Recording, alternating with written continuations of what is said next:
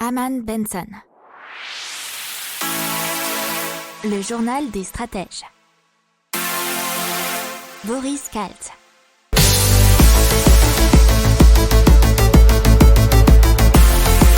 Bonjour à tous et bienvenue dans le journal des stratèges pour une revue de l'actualité éco, tech et impact du jour.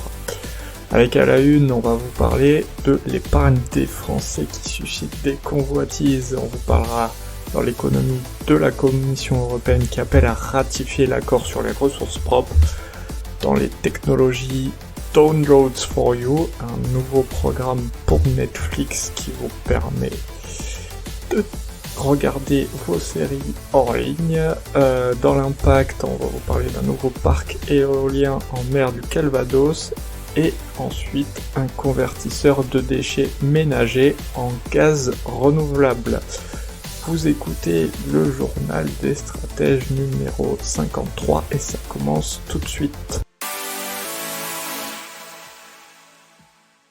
Et donc, pour faire face à la crise, ce sont des élus qui demandent à l'exécutif de faire main basse sur le surplus d'épargne des Français. Et oui, parce qu'il faut savoir que le taux d'épargne, donc c'est le revenu disponible non consommé, a grimpé au troisième trimestre 2020 encore de 18,8%, donc à peu près 20% selon les Échos. Il pourrait atteindre 130 milliards d'euros sur l'ensemble de l'année. Et donc, ils sont stockés, ces surplus, dans les livrets réglementés ou sur les comptes courants. Il faut savoir que ce sont 20% des ménages les plus aisés qui ont accumulé 70% de cette épargne. Ce sont les chiffres du Conseil d'analyse économique. Et donc, plusieurs élus ont demandé à ce que l'exécutif prenne cet argent pour relancer l'économie.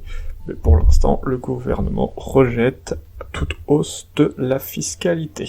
On continue dans l'économie avec le plan de relance européen et surtout l'appel de la présidente Ursula von der Leyen à ratifier l'accord sur les ressources propres, qui permettrait à la Commission d'emprunter sur les marchés en vue de financer ce plan de relance européen, qui, si vous vous souvenez, s'élève à à peu près 750 milliards d'euros, qui permettrait à aider les économies européennes à se relever de la crise économique. Alors chaque parlement national doit d'abord ratifier l'accord sur les ressources propres, qui permettra ensuite aux 27 d'emprunter sur les marchés pour financer ce plan de relance. Alors il y a déjà 7 pays européens, selon Ursula von der Leyen, qui l'ont ratifié, dont la France et le Portugal par exemple. Alors, une fois que cette ratification sera faite, chaque État membre doit ensuite proposer à la Commission européenne d'ici le 30 avril 2021 un plan indiquant la façon dont les fonds seront dépensés. Au moins 37% des fonds doivent aller à des mesures en faveur du climat et au moins 20% à la transformation numérique. Et donc, selon Kristalina Georgieva, qui est la directrice générale du FMI, donc qui a pris la suite de Christine Lagarde il y a à peu près un an, selon une étude qu'elle n'a pas citée, une accélération coordonnée des investissements dans les infrastructures vertes est nécessaire. Elle permettrait d'augmenter le PIB d'environ 0,7 points chaque année sur une période de 15 ans, ce qui créerait des millions de nouveaux emplois. Dans les technologies, donc Netflix, qui lance une nouvelle option accessible depuis l'onglet téléchargement de son application. Le service de streaming téléchargera automatiquement des films et des séries susceptibles de vous intéresser. Alors, l'utilisateur n'a qu'une seule chose à faire, dire combien de stockage peut être alloué au téléchargement automatique, et ensuite ils se le recevront automatiquement. Alors ça peut être 1, 3 ou 5 gigaoctets. Et c'est censé vous plaire, être le plus proche possible de vos goûts, et c'est censé pallier à tout manque de connexion, que ce soit 4G, 5G ou bien Internet, et que vous puissiez donc regarder des épisodes de Netflix partout.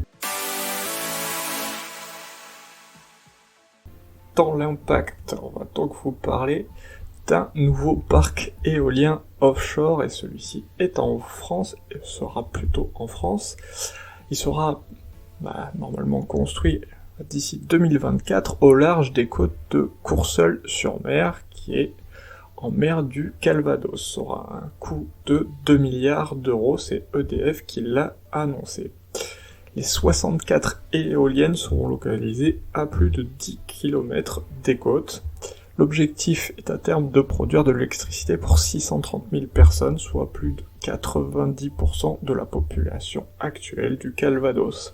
Les travaux débuteront dans quelques mois, soit en juin 2021, pour bien sûr être terminé en 2024, comme je dis. On passe maintenant dans l'impact à Home Biogaz, qui commercialise un digesteur de petite taille qui est capable de convertir des déchets ménagers en gaz renouvelable et surtout adapté aux besoins des familles.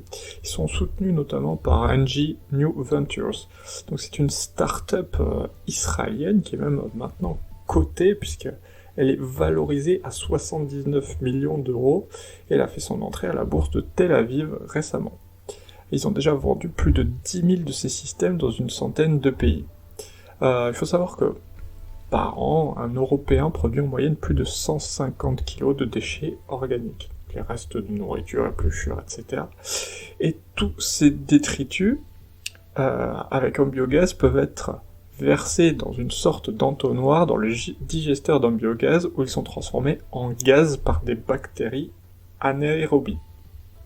Alors selon le fondateur Oshik Efrati, un des 3 cofondateurs, 2 kg de déchets permettent de fournir assez de gaz pour cuisiner pendant 2 heures. Le système produit également un engrais liquide et bio qui peut être utilisé pour nourrir plantes et cultures. Alors, le petit souci pour l'instant, c'est qu'il faut une température moyenne d'environ 20 degrés Celsius pour faire fonctionner le digesteur, et c'est dans ce cas-là pas adaptable dans tous les milieux, c'est plutôt pour les milieux méditerranéens, enfin au climat méditerranéen en tout cas. Voilà, c'est tout pour aujourd'hui, je vous souhaite une excellente journée et je vous dis à demain pour de nouvelles informations. Ciao.